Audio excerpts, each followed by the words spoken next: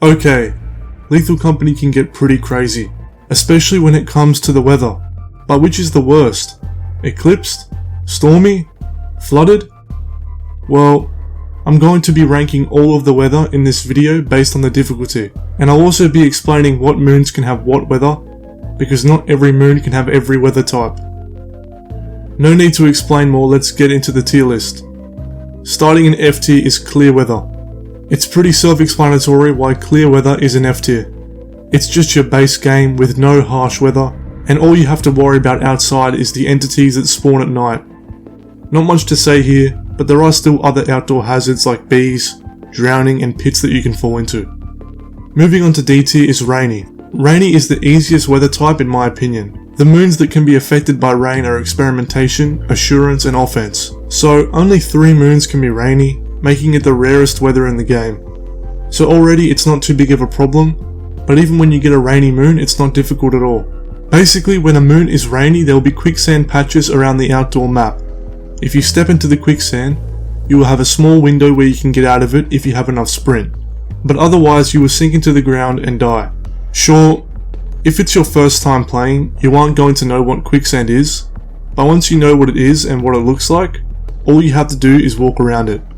I'm pretty sure after like the 3rd time I died to quicksand, I haven't died since, just because it's so easy to avoid, and I think rainy definitely belongs in D tier.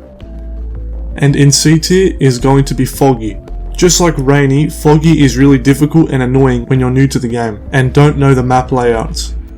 The moons that can be affected by fog are Experimentation, Vow, March and Titan. Experimentation, Vow and Titan are all really straightforward maps, so foggy shouldn't really be a problem there.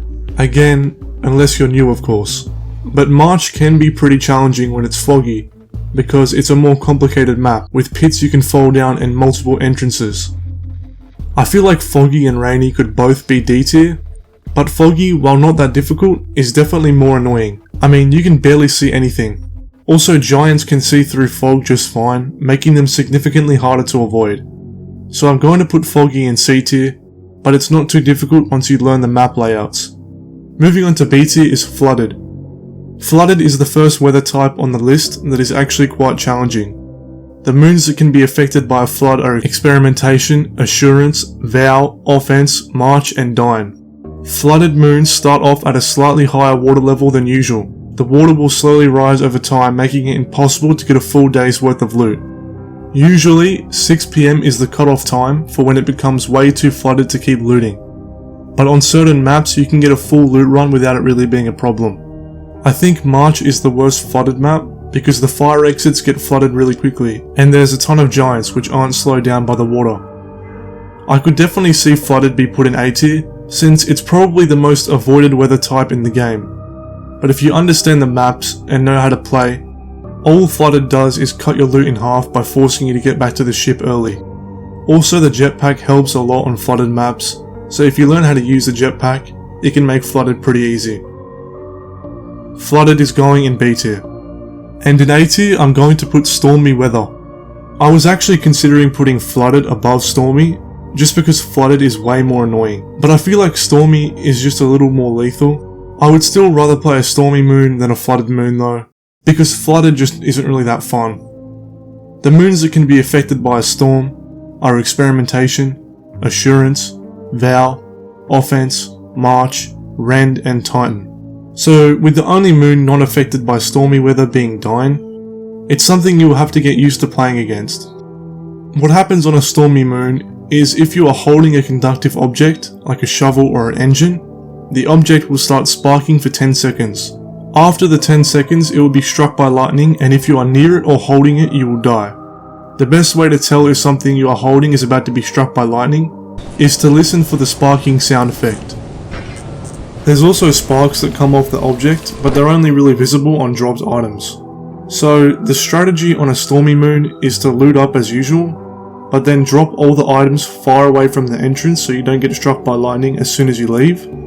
And when you are taking the items back to the ship, drop them when you hear them audibly spark, walk away, wait for them to be struck by lightning, pick them back up and then continue. So once you know how to counter stormy, it's fine, right? Well, No, because there's two types of lightning. Lightning that strikes conductive items on a set timer, and lightning that strikes players at complete random. A lot of the times on a stormy moon, you won't even make it to the entrance of the facility because you just get struck by random lightning that you could do nothing about. It doesn't happen so much to the point where it's annoying, but it makes Stormy a lethal weather type no matter how much experience you have, which is why I'm putting Stormy in A tier. And finally in S tier, to no one's surprise, is Eclipsed. Eclipsed moons are challenging by design.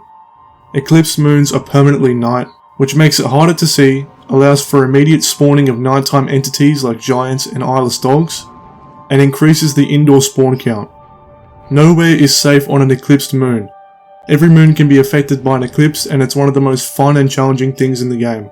You can't really expect even half the loot you would normally get on an eclipsed moon, because the loot is not only harder to get because of indoor entities spawning faster, but it's much harder to bring back to the ship since there's no safe time to do so, as there's always dangerous things roaming around. I'm also pretty sure that beehives can't spawn on eclipsed moons, which makes March awful, especially with the giants roaming around.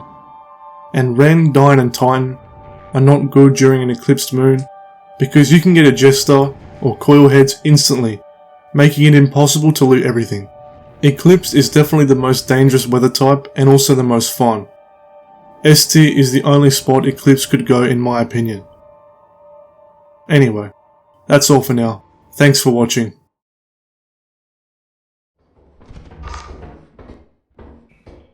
Oh, which one?